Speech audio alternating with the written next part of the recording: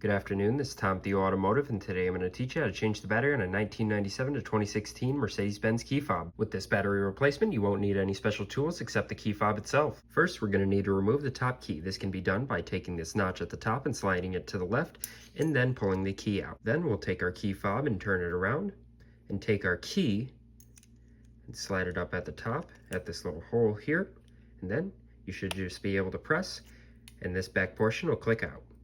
Then you can just remove the cover. With the battery now exposed, we can just take our thumb and slide up, and the CR2025 will pop out. We'll then take our new CR2025 and slide it right into place and press it down with our thumb. Then we'll take our back cover, and it has two notches at the bottom.